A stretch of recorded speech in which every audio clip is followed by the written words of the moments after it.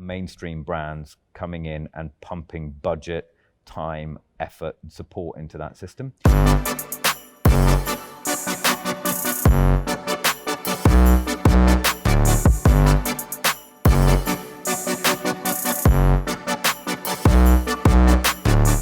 MENA itself is the fastest growing gaming market. Why the brands want to come to the gaming industry? Build content to reach Arabic gaming audiences. Virtual reality games. Talking a little bit about new technology, the launch of 5G. What do you guys do over there? That's our new business brainstorming area. If this is something special you need to request? We have to deal with Etisla Andu. Biggest defining factor for gaming will be, but everything is kind of managed from here centrally. Big brands already have agencies. Why are they giving to you, let's say, social media? Super rapid growth. We've grown almost 100% in the last year.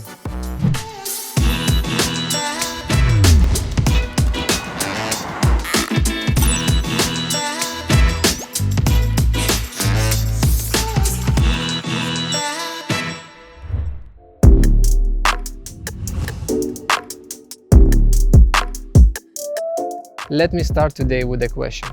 A multi-billion-dollar industry, enthusiastic audience, what that could be? Well, it is a gaming market. Today, I'm in Dubai Production City. I will meet Matthew, and he will tell us more about gaming industry itself and their company, Power League Games. Let's check it out. Hi, Matt. Hey, Evan. How are you? Good. Welcome to PLG. Thank you. Thank you for having me. I'm really interested to know what you guys do and what you have. I know you just built this place newly. We've just spent pretty much most of the summer. We were in the marina before, and then we took this facility at Production City. So it's about 10,000 square foot. Super excited to be here. We've got production, we've got editing, we got esports tournaments here. We've got all our creative and design here. And we're actually producing a few shows right now, so we'll be able to take you on a cool tour. All right, fantastic. Let's take a look.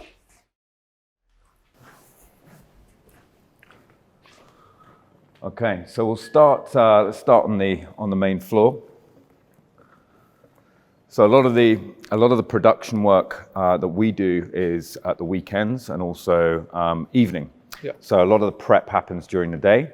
But as you can see from this facility, one of the main reasons that we upscaled and came to this facility was that we needed the floor space. So quite often we'll be running concurrently 3 or 4 different brands, tournaments, production, show hosts, guests, influencers, everything, but usually night times and weekends. And so where we required the space was, you can see from this facility now, we've got a green screen area, and we'll give you a proper tour of that green screen area. We've got quite a large set in here for one of our clients. And we needed the space to run multiple brands concurrently. Right. What we will do with this particular client and show is build content to reach Arabic gaming audiences. So that's what we do. We're data and insight driven, building solutions and strategy to reach gaming audiences who we believe are the most valuable here. All right, with Intel, yeah? Yeah, this is with Legion Lenovo. So Legion is the premium gaming specific brand for Lenovo. And Intel is one of the partners here. So what we're actually doing here is, this show is called Hayakum, and this is a show with two hosts, 2 guests, and we produce a set, we give it a set uplift every quarter, but what our strategy and copywriting and design teams do is build out a show which we then populate with strategic messaging and information that fits around the brand, so that it works as a tool for that brand across the region. So this is produced on a quarterly basis, 2 shows that go out every month. So 2 shows a month. Is it live or it mix? This is pre-recorded and then it's broadcast live. All right, yeah. And then we'll build the social platforms and strategy around that. So it will sit on Lenovo's channels. It's supported by PLG's channels. But then it has media spend behind it, so it's a full ecosystem for the brand. What we find from Arabic gaming audiences, they're the fastest growing in the world. Yeah. They have the highest ARPU in the world, so their propensity to spend is very high. And what we find with the content, which is why we invested in this facility, is that the propensity to engage by young, motivated Arabic gaming audiences is so much higher than than the kind of industry standard. Right. Like industry standard sits around sort of 3, 4, 5%, and like a show like Hayacom is reaching sort of 15, 20% engagement, which is huge for a brand. In all MENA or? All MENA. Okay. So yeah, and MENA's, I mean, that takes us on to the next point is, MENA itself is the fastest growing gaming market globally right now. Only second to us is the States, and then Europe after that. Okay. Yeah, huge opportunity. So we'll show you this first. So we were talking a little bit about new technology. So part of a segment of the show is actually the fastest lap. So this is a VR set made by HTC Vive, which is best in the business at the moment. And what we do within this segment of the show is that the hosts or the guests are put in the seat. Okay. And they're asked to, I think this is Yas Circuits, Yas Marina. Yeah, I see Yas at the moment.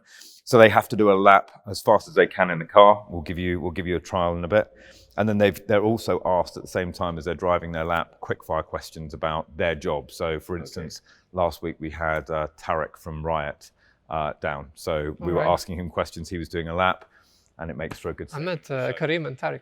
Yes, from Riot. Yeah, exactly. Karim and Target. So they're our clients. And then this section, this is the 1v1 gaming pod.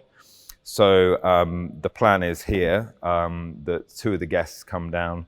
We'll be reviewing a game for the week. So it could be Valorant in Riot's case, or it might be Call of Duty for Activision or something like that. Whatever is topical at the time. Yeah. And the guests or a guest and a show host will be challenged to against a game, like a 1v1 or a quickest lap or whatever it might be. And at the same time, they're asked to do certain things. Yeah. So they're putting more and more pressure on them. So this is kind of another segment of the show. Yeah, you're not making it easier. You're asking tricky questions and stuff. Yeah.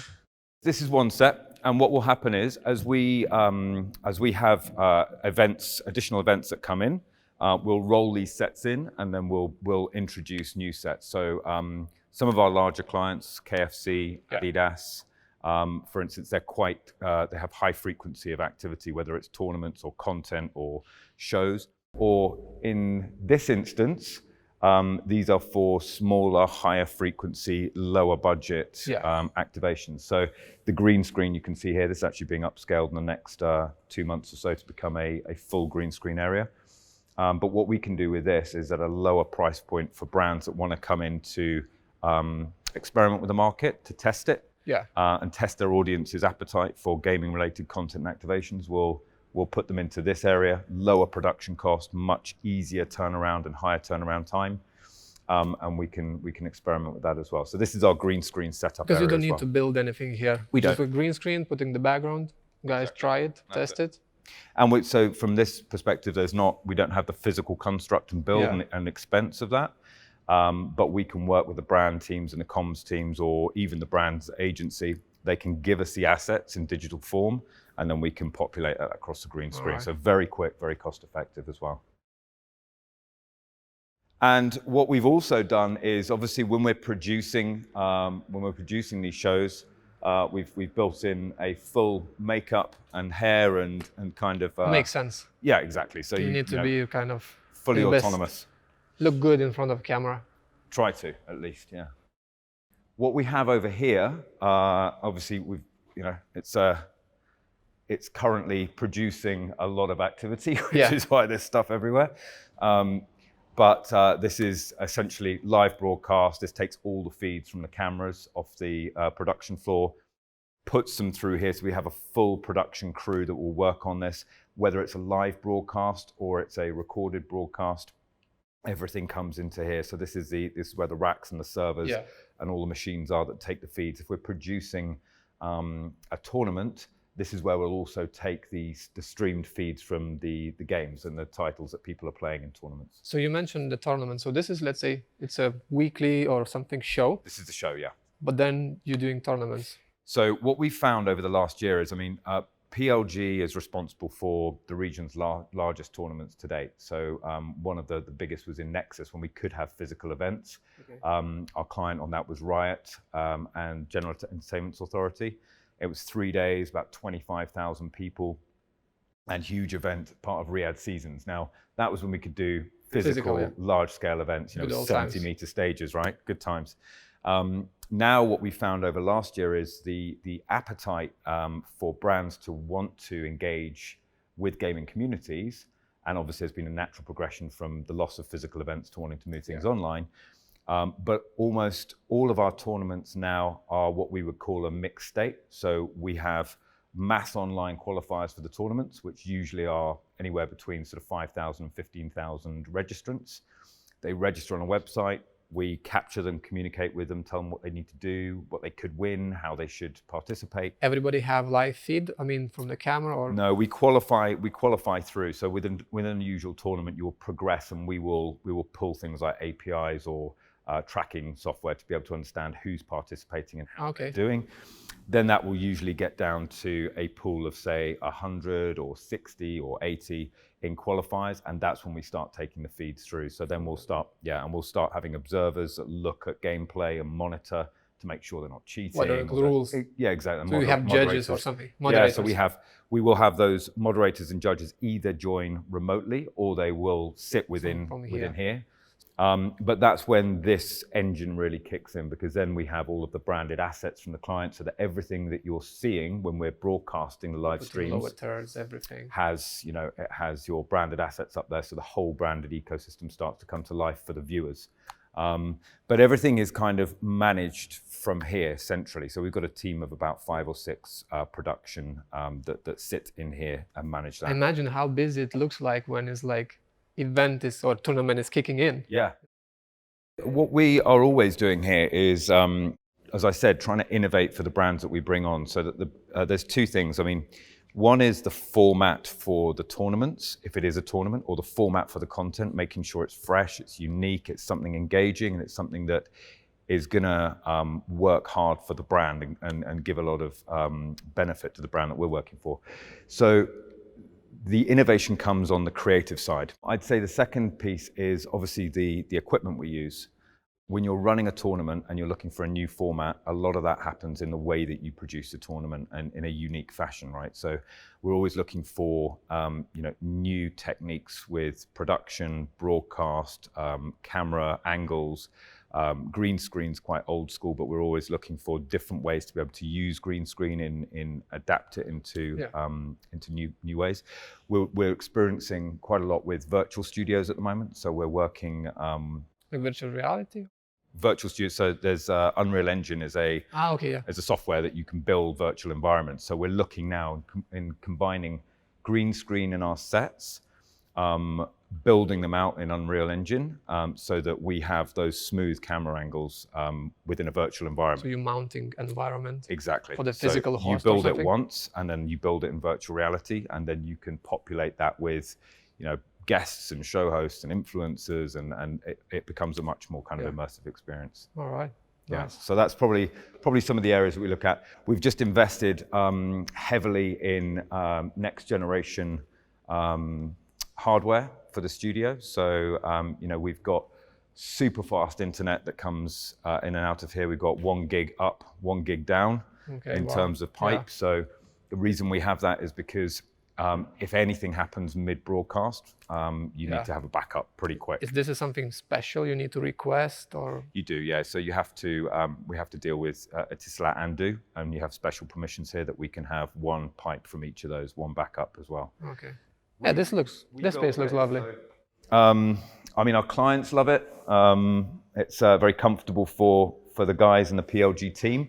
It's kind of supposed to be a bit of a home from home, but we spend so much time in here that we wanted this to be a place where we wanted to spend time. So this is the cafe area, this is the gaming area, and then you've got the boardroom facility here. So what I can show you, if you're interested, is upstairs as well.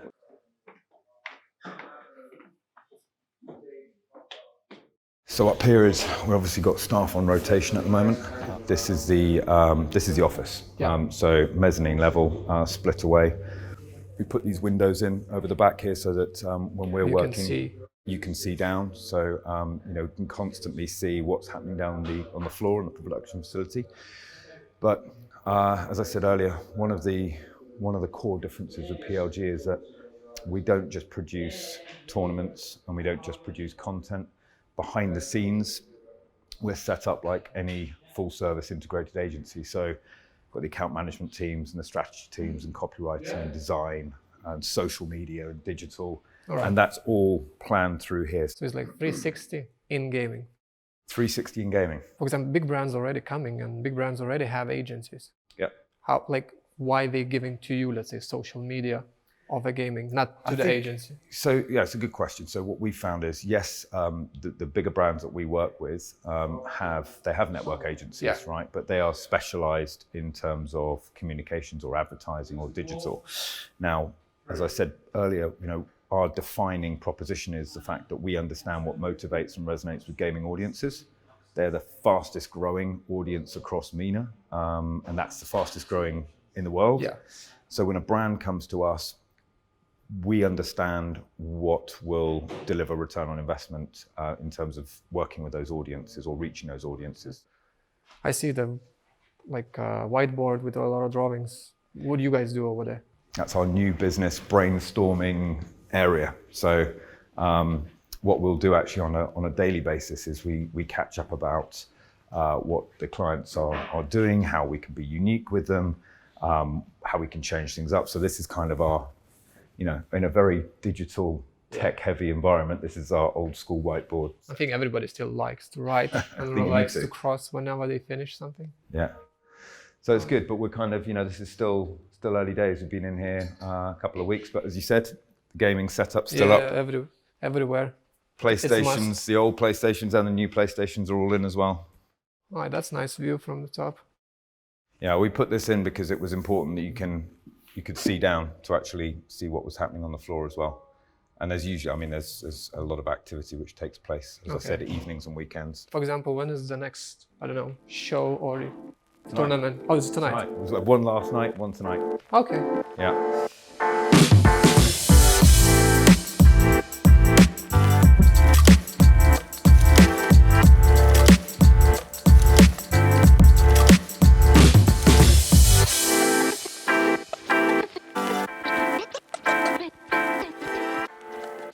I would like to hear your story, like personal story. How did you end up here? Okay, so 15 years in Dubai in the region. So I came out of university and went into joined Red Bull, and I was at Red Bull for a couple of years running brand experience, digital, and then I joined TBWA, and I was in London for a number of years, and then we had family here, and I came over and joined them. And I was offered a position to run an agency. Did that for a couple of years. And then I built a business here based around digital and new tech. Okay. Exited that, and then I've joined PLG. So I've been here a year. Super rapid growth. We've grown almost 100% in the last year. And obviously, just our biggest move has been moving into the new PLG studios. And what about PLG itself? What's the story? How did they start it? It's about 8 years. So PLG is almost 8 years old now. And it was set up right back in the days when a lot of the work that was coming out of PLG was brand activations for things like malls, mall environments. Okay. So working with the Tisselat, running LAN tournaments where you had 5v5 in a mall operation. And what we've done over particularly the last year and last 5 years is migrate further away from physical environment, much more into digital experience, online activations, and also, as you can see with this studio, much more focused on content now as well. The content side of what we do is becoming ever more important for our brand partners. And the reason is that when you look at physical world activations and events, there's a lot of heavy lifting, there's a lot of budget, a lot of time involved in that. And what we do at our core as an agency is work with our brand partners to help reach Arabic gaming audiences, and content is a fantastic way of doing that. So for you, it's not a problem that physical events stopped? No, not at all. Look, it's always fantastic to put on a huge live event somewhere, and there's nothing better than packing a stadium with thousands of people and seeing pro teams battle it out. for the gaming event. But yeah, for gaming, you know, it's hugely popular here. It's not, you know, it's only getting stronger and stronger. And look, we will get back to that day, and we'll welcome it. We're talking to a lot of people in Abu Dhabi and Saudi now about when we can get back into arenas and pack them out. And there's plans in the pipeline. But you know, what we were already doing is moving into a much more kind of automated online format for our tournaments. And we've done that. I think all that's happened during 2020 is it's put more of a focus on that. You know, people being at home, pro players being at home, not being able to travel to be able to participate in tournaments. The only way to do that has been to participate online. You just mentioned that, of course, you need to extend and, of course, visa number. So what kind of, I don't know, what kind of people working here? So we're set up as a full service agency. So PLG, I'm often asked to explain it. So we're a gaming agency, gaming and esports agency. And the only difference between us as an agency and a standardized creative agency is the fact that we work specifically in gaming. So the games, the titles, the publishers, they're our IP that we use to connect a brand with a gaming audience. So in terms of how we're set up, as with any full service integrated agency, we've got account teams and strategy teams and digital teams, content teams, social teams, media teams, and we offer an end-to-end solution. So as a brand, whether it's Adidas or KFC or Lenovo or any of our other clients, they will come to us and say, look, here's our annual strategy. We want to shift the perception of the brand within gaming audiences or build brand equity with gaming audiences. How do we do that? And we'll spend the time to build them a strategy, design all the assets, design the roadmap, produce the content, the experiences, and manage it all end to end. Okay. And why the brands? Why the brands want to come, let's say, to the gaming industry? I think, look, there's a couple of reasons. You know, gaming and esports is an incredibly rapidly growing segment. When you overlay the fact that the gaming industry is worth more than the music industry and the box office combined, altogether, it's a staggering size. So you overlay that again with the fact that the MENA territory, 30% of MENA identify as gamers, which is just shy of 175 million people. What might be surprising is that in the gender split of that audience, 44% are female, and then you've got 56% which are male. So it's falling closer into equilibrium all the time. And what's interesting is that with our partners like Lenovo, actually we've built platforms out specifically to engage and champion female gamers. So we have a thing called Miss Esports, which is a platform which started as an incubator for young female gaming talent to try and give them the tools to either become streamers or influencers in the gaming space, or perhaps connect them with some of the publishers that we have connections to and give them an opportunity to work in that environment. And it's moved on to have its own show, and now it has its own kind of secure channels for communication. It has its own tournaments. You mean all that program? Just for Miss Esports. Yeah.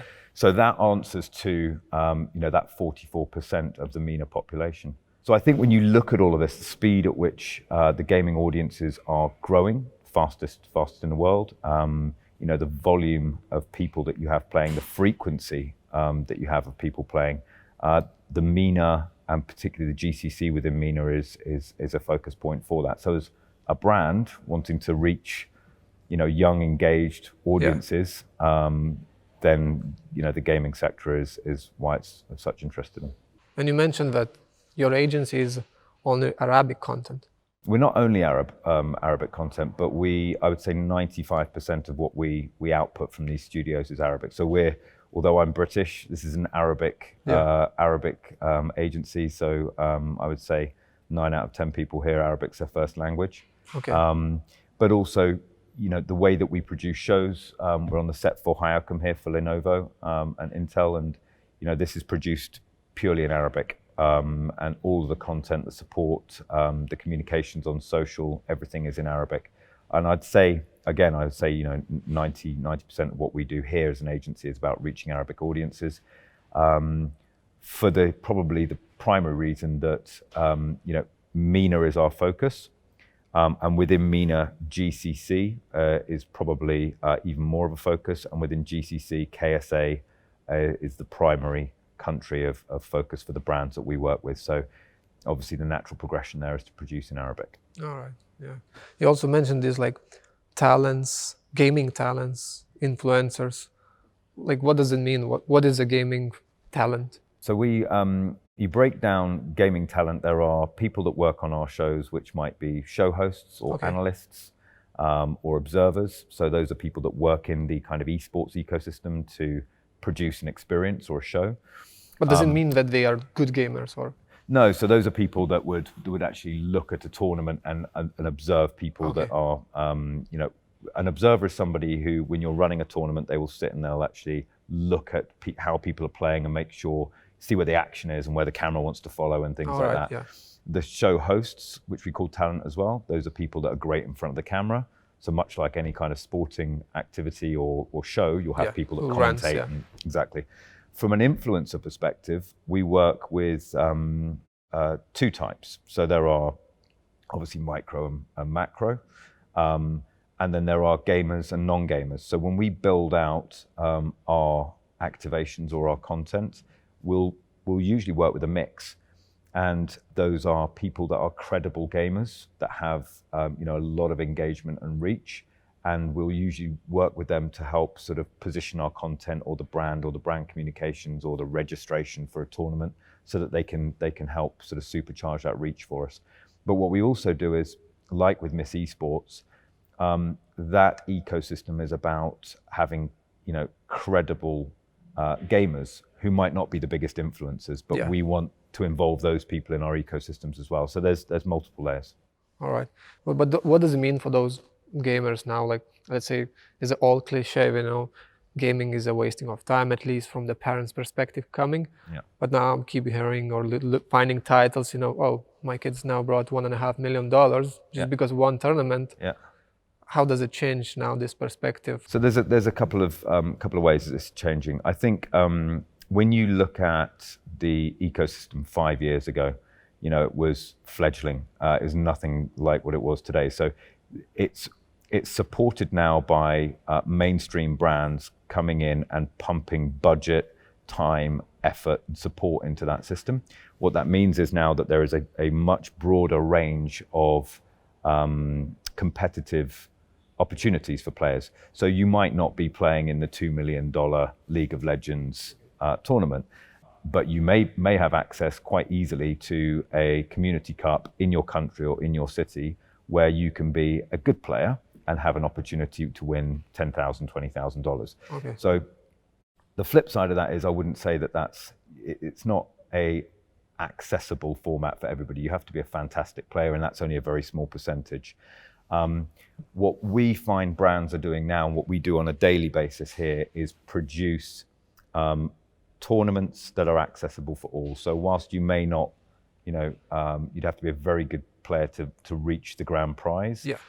Within our branded ecosystems for Nampshire, Adidas, or KFC, we produce things for tens of thousands of players where you could be, a 16-year-old kid, and you want to play competitively with your squad, with your friends, and within that environment, we'll also work with the brands to distribute things like codes or vouchers or offers, so that even by participating, you're getting something back, and that's where the industry is really changing. So having fun, and on top, hopefully getting rewarded for having fun as well. Yeah. Is it age bracket now we have, like for, the word gamer? Do we have is it only young, 16 years old, or? No, it's actually, it's much broader than that. So, what we tend to do on a daily basis is here, we will have rules and regulations where our barriers to entries usually stop around 16. So 16 to 35 is where we focus most of our time and energy. And from a commercial perspective for brands, that makes sense for them as well. But gamers are very broad. Gamers now it's your hardcore 17-year-old who's playing Fortnite, 5, 6 hours, 7 hours a week competitively, to a dad like myself who maybe plays Call of Duty twice a week at the weekends with his buddies. So it's a very broad spectrum, but the opportunity for people that play once a week to once a day, as I said, is huge. And by far away, when we look at the frequency of people playing, so that 30% I mentioned across MENA, almost half of those are playing daily, which is huge. So it's like playing daily as a hobby, or is it already a job? No, as a hobby. Hobby. So you segment that by pro teams as well. So within the gaming ecosystem, you have pro teams, teams that are paid, sponsored to be able to play, to try and win prize money. And then the vast majority are people that access our tournaments for a positive experience within the branded environment. Okay. What's happening? What's the vision for PLG? What's next? So the vision for PLG is, as I said, we're growing very rapidly. We've got the new facility. We've got space here to scale. But we are now expanding. We have offices already in Egypt, where we have a lot of our animation and production and editing work in Egypt. Where we're moving now is expanding with an eye on Saudi. So Saudi will probably be the next market for our point of entry. We already work across MENA, and actually, from where we're sat geography-wise, and the reason that we built this facility is that we can work remotely from here across the entire region.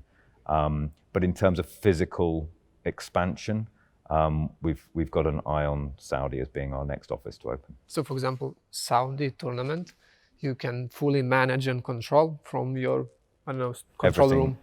Everything from here. So we actually work MENA-wide from this location. So a number of our clients, the great thing about the facility that we have here now and the way that we're working with online qualifiers and sets which are produced and managed remotely is that we can deliver an experience in Arabic, in English, in Hindi, across the region and distribute it and manage it at a much lower price point. From a commercial perspective, this is the first facility of its kind in the region where you have end-to-end offices, comfortable areas for clients, got production facility, editing, live broadcast, all of that under one roof. All right.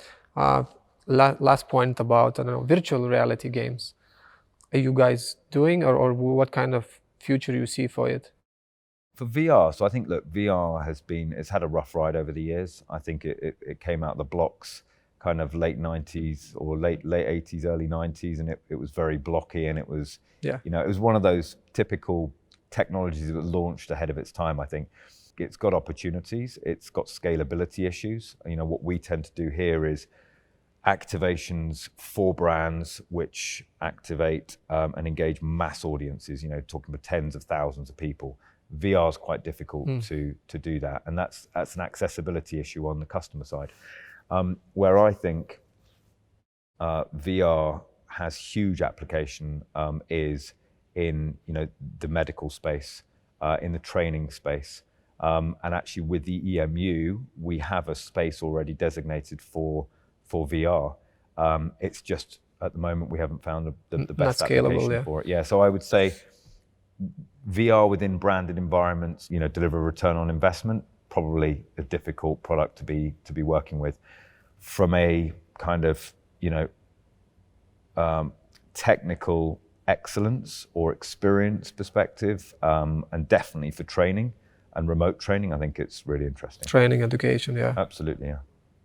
So for the last point, how do you see let's say, your company or the industry itself after 5 or 10 years, the things that we can't see now, but you think in the future definitely gonna be? So I think what will happen is we've just had the next generation of kind of consoles, which is your home entertainment systems, home gaming entertainment. So that's probably going to be consistent now for the next 5 years. You've obviously always got PC leading the forefront in terms of experience and graphics. You've got a lot of the tech industry coming out with amazing innovative products like Nintendo Switch, which was fantastic in terms of mobile gameplay, mobile gaming.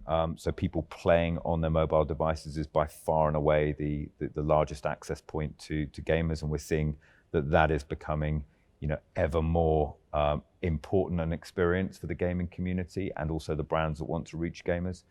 So I think over the next 5 years, if I were to think about that on the fly, I think that the biggest defining factor for gaming probably in the next 5 years will be the launch of 5G and 5G's influence on the gaming experience for mobile gamers, and what that then means for our brands and the experiences that we can deliver them in a mobile gaming environment. All right. And in that PLG as well, let's step in. And in that as well, yeah. So I mean, we've where we'll be in 5 years, I don't know. We've changed a lot in the last 1 year, but I think if you look at how we will scale and where we'll be, I think we'll be multiple locations across MENA. We've just picked up a contract which will see us in outside of MENA as well, which is super exciting.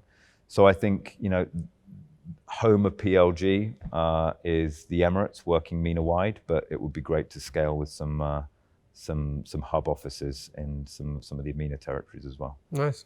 This is what I wish you. Excellent. Yeah. All right. Well, thank you very much. Thank you for the chat, and Yeah, I really enjoyed it. yeah, nice to know more about gaming. Absolutely. Well, you guys are welcome here anytime. Come down and check your show out.